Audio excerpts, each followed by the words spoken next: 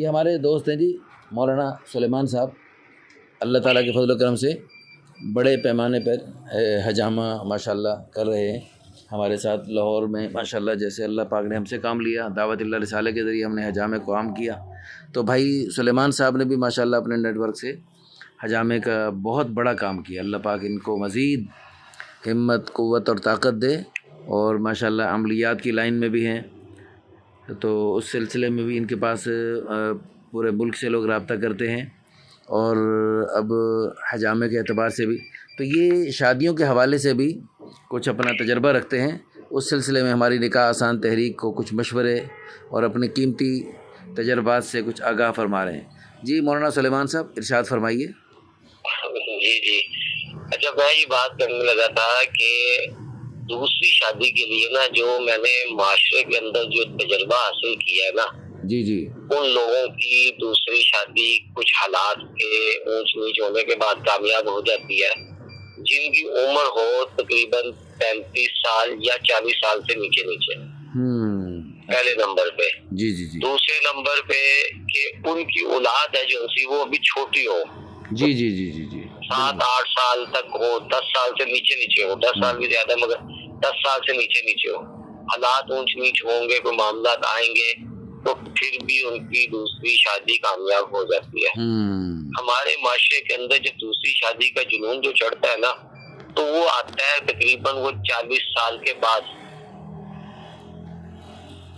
اکثر لوگ 40 سال کے بعد ان کو ضروریات محسوس ہوتی ہیں، معاملات، یا وہ مالی طور پہ ایک سٹیبل ہو چکے ہوتے ہیں، ایک سٹیج پہ آ چکے ہوتے ہیں، یا وہ گھریلو معاملات کی وجہ سے تھک جاتے ہیں 40 سال کے بعد، جس کی وجہ سے وہ 40 سال کے بعد جب شادی کی بات کرتے ہیں نا، اس وقت ان کے بچوں کی عمر ہوتی ہے 14-15 سال۔ عموماً مولانا یہ ہوتا یوں ہے کہ جب بچے کچھ بڑے ہو جاتے ہیں تو وہ جو بچوں والی ہوتی ہے ان کے پہلی بیوی، وہ ذرا اپنے آپ کو پاورفل سمجھنے لگتی ہے، اور پھر وہ شوہر کی طرف بے توجہی، بے التفاتی کرنے لگتی ہے، جس کی وجہ سے عام طور پر، اور پھر بندہ بھی جیسے آپ نے فرمایا، بالکل صحیح فرمایا، بندہ بھی کچھ سیٹل ہو جاتا ہے۔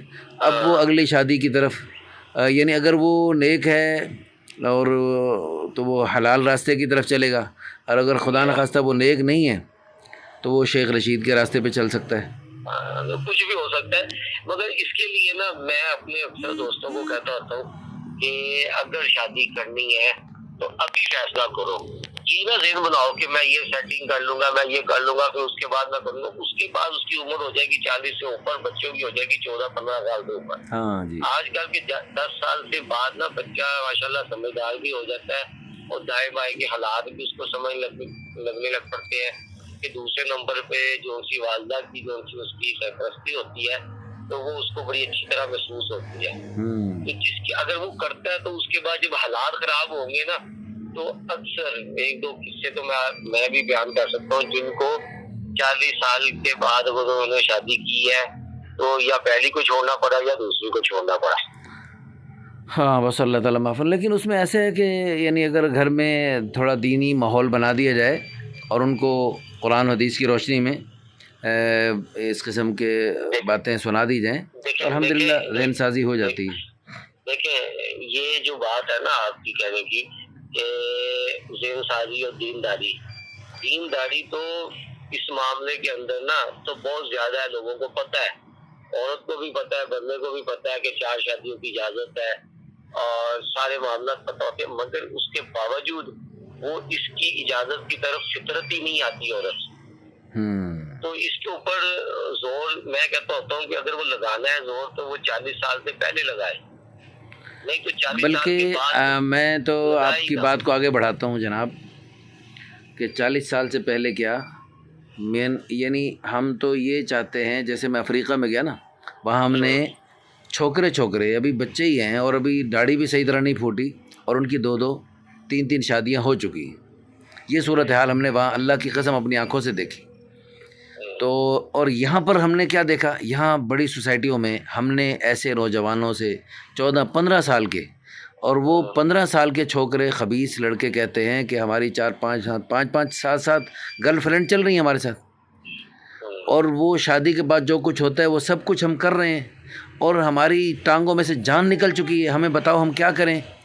وہ اپنی پریشانی دیکھیں، حلال جو راستہ ہوتا ہے نا حلال، اس میں اللہ پاک کی طرف سے برکت ہوتی ہے، مدد ہوتی ہے، اس میں اللہ پاک کی طرف سے یعنی قوت طاقت ملتی ہے، اللہ پاک کی سب کچھ ملتا ہے۔ اور جب بندہ حرام کے راستے پہ چلتا ہے نا، جب اس کے اوپر اللہ کا غصہ، غضب اور قہر برسے گا، اس کو کہاں، اس کو اللہ پاک کی مدد، اس کو کچھ بھی نہیں ملے گا، اس کو لذت بھی نہیں ملے گی، لذت کا دھوکہ ملے گا۔ اور مجھے اگلے دن میرا ایک دوست ہے چائنا کا دوست ہے، وہ چائنا سے کافی آتا جاتا رہتا ہے، تو ایک دفعہ وہ چائنا سے آیا تو اس نے اپنے وہاں کسی لڑکی کے ساتھ اپنے تعلق کے بارے میں مجھے، وہ ذرا بے تکلف دوست ہے، اس نے اپنے بہت یعنی کہا جی بس میں وہاں گیا اس دفعہ بہت انجوائے کیا اور ایک لڑکی ملی اور ایسے، اور اس نے اتنا وہ باتیں کی نا، ایسی عجیب انداز سے باتیں کی، میں حیران اور پریشان بھی ہو گیا کہ یار میرا تجربہ اور میرا جو دعویٰ ہے وہ سارا غلط ہوتا جا رہی ہے، کہہ رہے میں صرف۔ لیکن اور تھوڑی دیر بعد جب اس سے مزید تفصیل ہوئی، وہ ماشاءاللہ نمازی آدمی ہے، اس نے کہا الحمدللہ میں نے نکاح کیا وہاں پر۔ پھر میں نے کہا اب ٹھیک ہے، نکاح ہونے کے بعد یہ جتنا آپ تو مزے بتا رہے ہیں نا، یہ مزے نکاح کے بغیر تو میں پوری دنیا کے لوگوں سے رابطے ہوتے ہیں نکاح آسان تحریک کے حوالے سے، تو میرا دعوے کے مطابق تو یہ جو ہے نا، یہ حرام میں ایسے مزے جیسے تو اتنا خوشی کا اظہار کر رہے، یہ خوشی حرام میں تو مل ہی نہیں سکتی۔ حرام میں تو پوری دنیا کے لوگ جو ہے، جو بڑے خباثت والے راستے پہ چلتے ہیں، وہ تو پھر ان میں ان کو یعنی بجائے سکون ملنے کے ان کو پریشانیاں ملتی ہیں، اتنی سخت پریشانیاں ملتی ہیں اور ایسی خطرناک پریشانیاں ملتی ہیں کہ وہ انہیں کچھ سمجھ نہیں آتا، اندھیرا ہی اندھیرا نظر آتے ہیں، خودکشی کرتے ہیں وہ بدبخت و خبیث ہیں جی۔ لذت کی اینڈ کے بعد پھر بندہ کیا آگے سوچے؟ جی بیوی ہوتی ہے، حلال ہوتا ہے، تو ہاں، روزانہ کی بنیاد پہ ایک نئی فطرتی ایک لذت ہوتی ہے، اللہ کی طرف سے ایک راحت ملتی ہے۔ اللہ پہ دیکھو، میاں بیوی جب دونوں ایک دوسرے کو محبت کی نگاہ سے دیکھتے ہیں، اللہ ان دونوں کو رحمت کی نگاہ سے دیکھتے ہیں۔ تو یہ اب دیکھو، ہم نے صومالیہ میں دیکھا، وہاں پر اللہ کی قسم ہم نے عجیب برکات محسوس کی۔ اچھا، اسی سفر میں ہمارا مستورات کے ساتھ ہماری جماعت، ہر گھر میں 3-4 بیویاں، ہماری بیویاں حیران، وہ وہاں کے لوگ، وہاں کی عورتیں ہماری بیویوں کو دیکھیں، تم اکیلی صومالیہ میں، تو وہ ہماری کہاں پر، صومالیہ میں، وہ خواتین ہماری عورتوں کو دیکھ کے حیران اور پریشان ہو کہ اکیلی کیسے رہتی ہو۔ اللہ کی قسم، اکیلی رہنا فطرت کے خلاف اور عجیب و غریب بات ہے۔ یعنی اللہ تعالیٰ نے جو 2-3-4 کی اجازت دی، یہ فطرت کے عین مطابق ہے، اس میں مردوں کے لیے بھی ہزاروں فائدے، عورتوں کے لیے بھی اللہ کی قسم ہزاروں فائدے ہیں۔ اچھا، اگلا ہمارا اسی سفر کے دوران 1.5 مہینہ ہم جبوتی میں گئے۔ جبوتی فرانس کے ماتحت رہا۔ فرانس جو ہے نا، فرانسیسی منحوس اثر انہوں نے ایسے لیا جبوتی والوں نے جیسے ہم نے ہندوؤں کا اثر لے رکھا ہے، اور حالانکہ وہی صومالی قوم جبوتی میں رہتی ہے، لیکن فرانسیسیوں کے منحوس اثر کی وجہ سے وہاں پہلی شادی مشکل، بڑی بڑی عمر کے بھائی، ہم سمجھتے پتہ نہیں کتنے بچوں کا باپ ہے، تو بھی نکل اب مستورات میں، کہتے ہیں نحن شباب، ابھی تو ہم کنوارے ہیں۔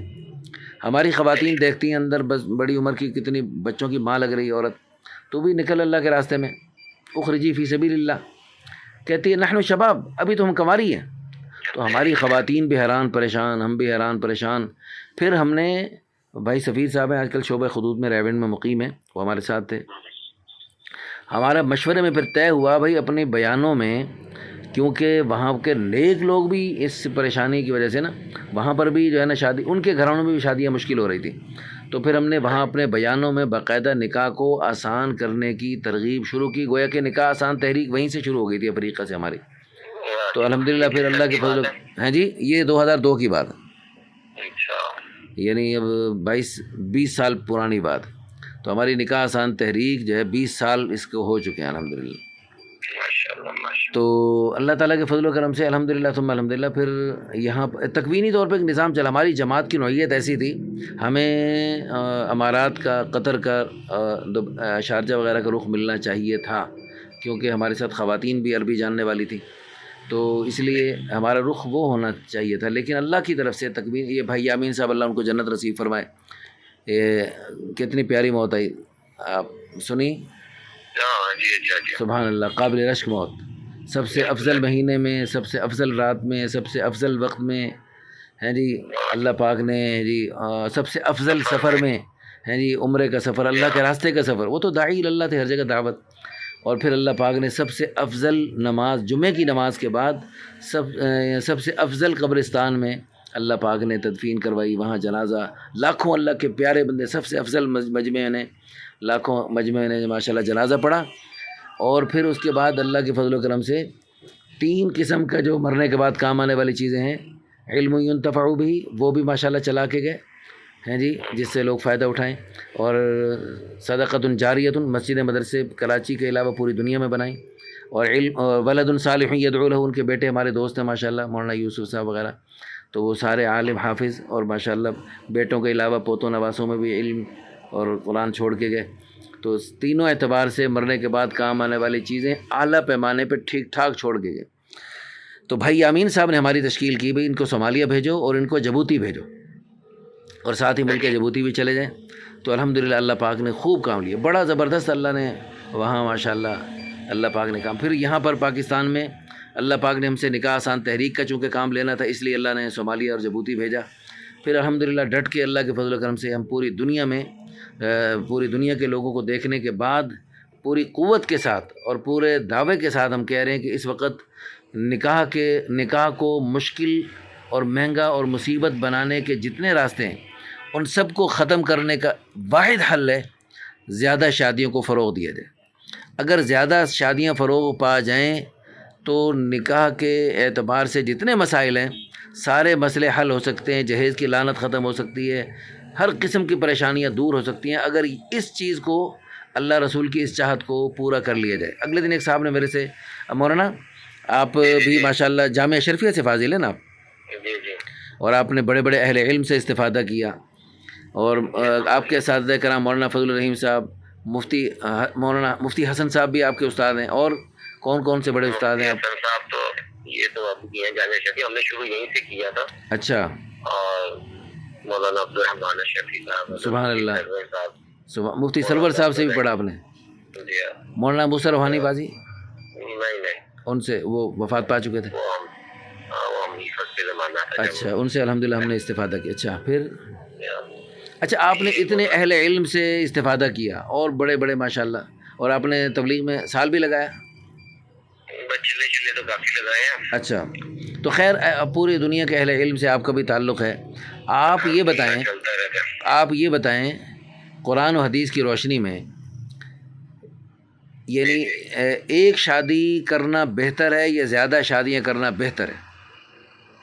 بہتر کیا ہے؟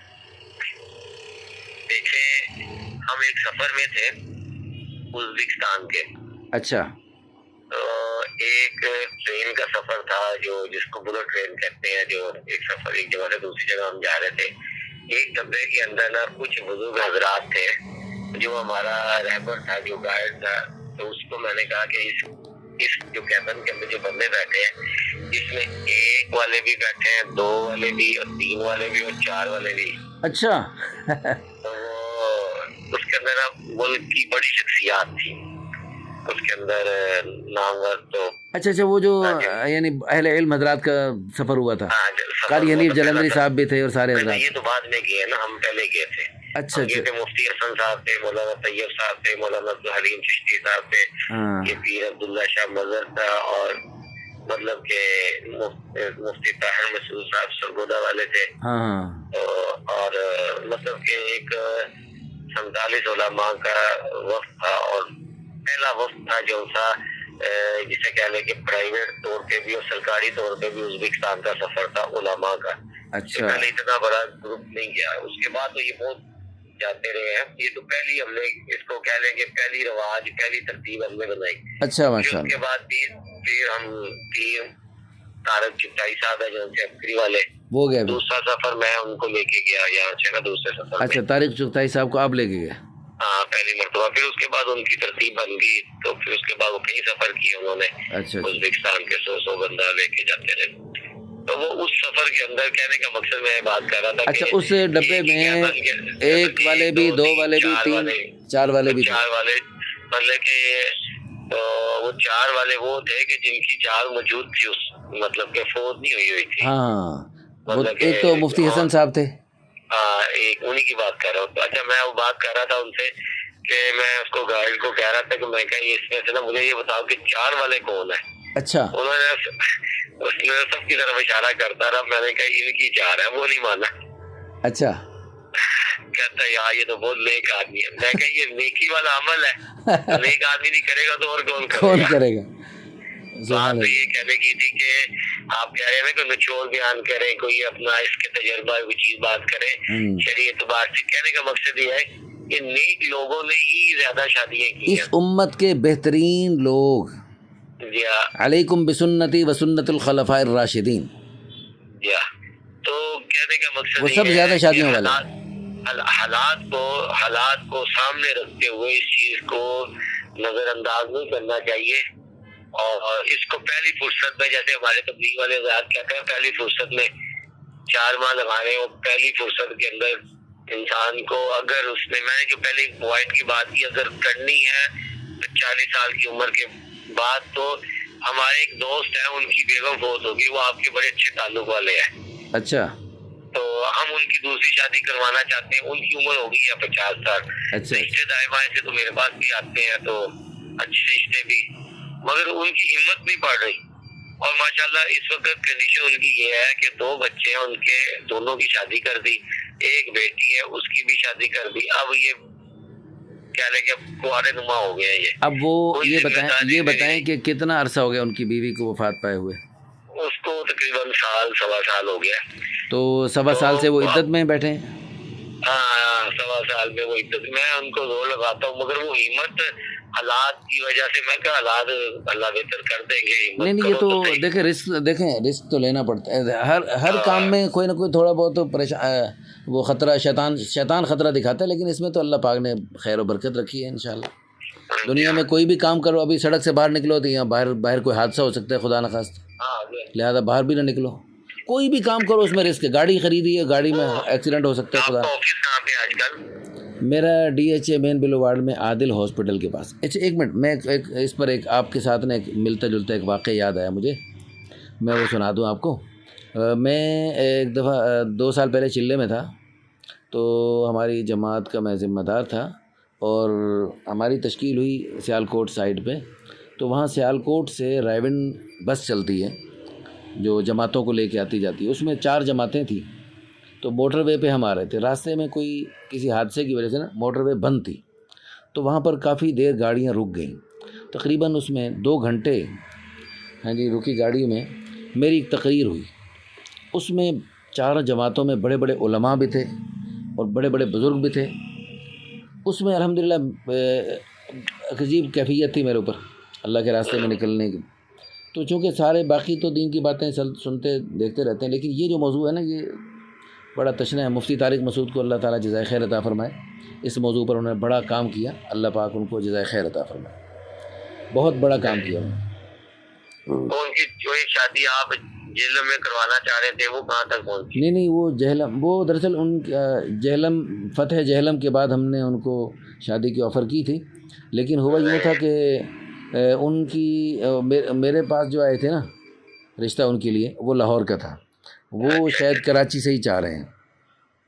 لیکن یا پھر یہ بھی ممکن ہے کہ ان کی مفتی طارق مسعود صاحب، لیکن ان کی مناسبت سے انشاءاللہ میری بھی چاہت ہے اور میری دعا بھی ہے اللہ مجھے ذریعہ بنائے، کیونکہ وہ ہمارے بھی محسن ہیں بھائی.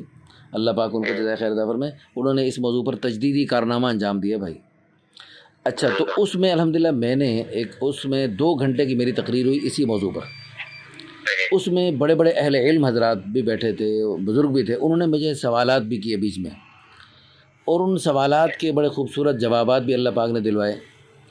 لیکن اس 2 گھنٹے کی تقریر کے بعد اللہ جانتا ہے الحمدللہ ثم الحمدللہ روزے کے ساتھ آپ کو سچ بتا رہا ہوں کہ پورے کے پورے مجمع کا عزم مصمم تھا کہ اب انشاءاللہ ہمارے خاندان میں، ہمارے علاقے میں کوئی کسی بیوہ کو بے نکاح نہیں رہنے دیں گے.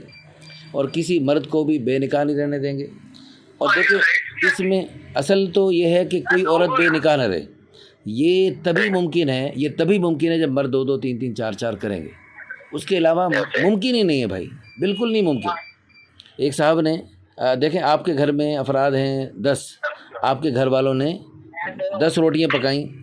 اپنے گھر والوں سے، گھر کے افراد سے کہہ سکتے ہیں کہ بھائی 2 2 3 3 4 4 روٹیاں کھا لو بھائی. جب 10 افراد ہیں اور روٹیاں بھی 10 پکائیں اور کہے بھی 3 3 4 4 روٹیاں کھا لو، کبھی بھی نہیں کہہ سکتے.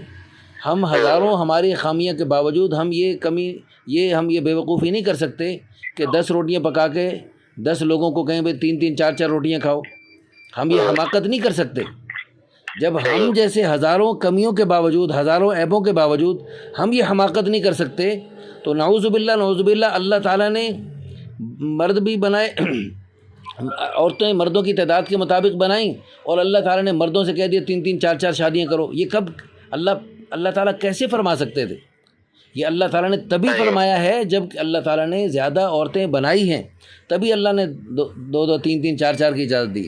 اور اگلے دن ایک صاحب میرے سے پوچھنے لگے کہ مولانا اس میں کوئی غلط بات ہو تو ضرور آپ ٹوکیں، مجھے کھل کے ٹوکیں. اچھا، اگلے دن ایک صاحب کہنے لگے بد نظری کا کیا علاج ہے؟ یعنی